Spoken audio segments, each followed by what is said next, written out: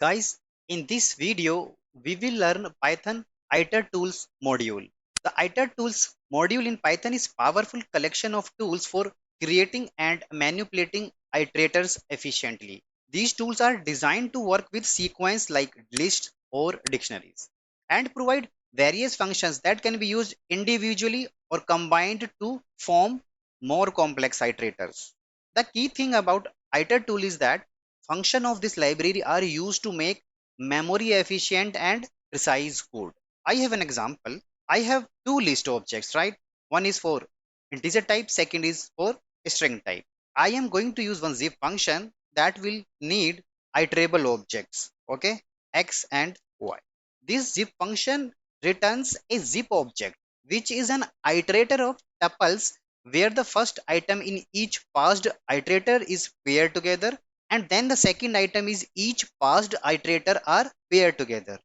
This is how it works. If you print it, it will not show you anything because the value which will shown on the console is not readable. Okay, you see.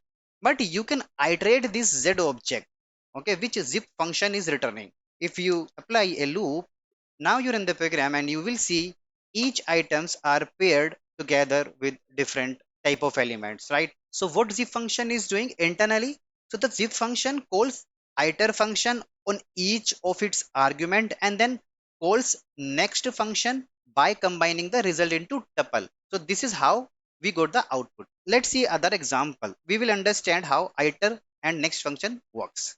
I have one object A. I'm using iter function. What I have done, I have created a iterator. That is a iterator, right? And how you will iterate the value now? You have to use a next function, which means it will show you the first element of this value, this first character, right? If you run the program, you will see a p character on the console because this complete string has been iterating. Use the same statement again. Now cursor will move to another element y, right? If you run the program, you will see now we got y. If you want to use this iterator with for loop, that is also possible.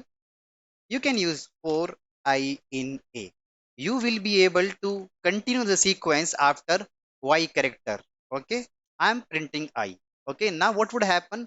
Rest other characters will be shown one by one. Okay, because we are using the same iterator and we have reached up to Y character. Okay, if you're in the program, so you will see THON. Got it? It is very important to understand iter and next function, how they works internally with iterators. Now let's move to our main topic, that is a Python Itertools module where we have various type of iterator. Okay, so today we will learn what is infinite iterators.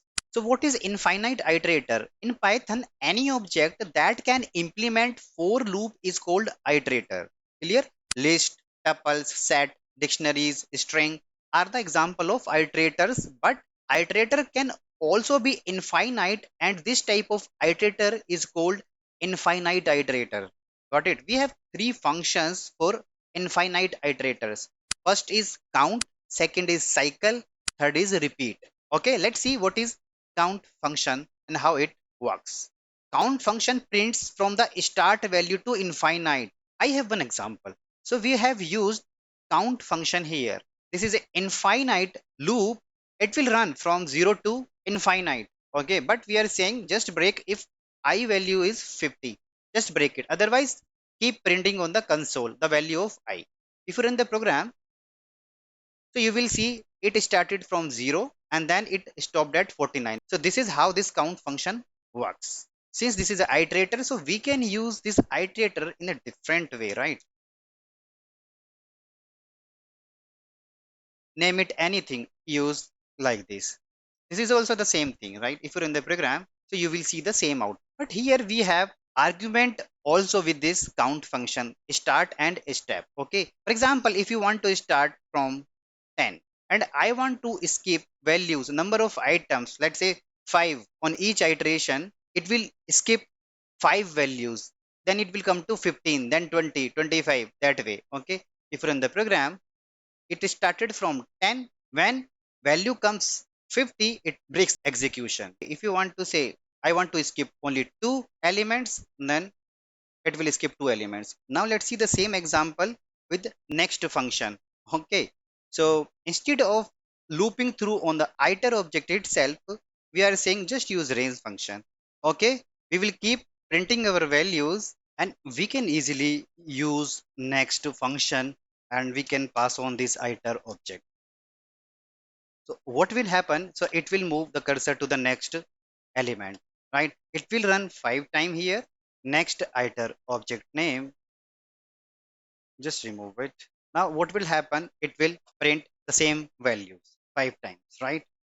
If you want to increase 15, it will run 15 times, and then it will start from 10 and it will maintain the step as 2. You see 10, 12, 14, and it ran 15 times.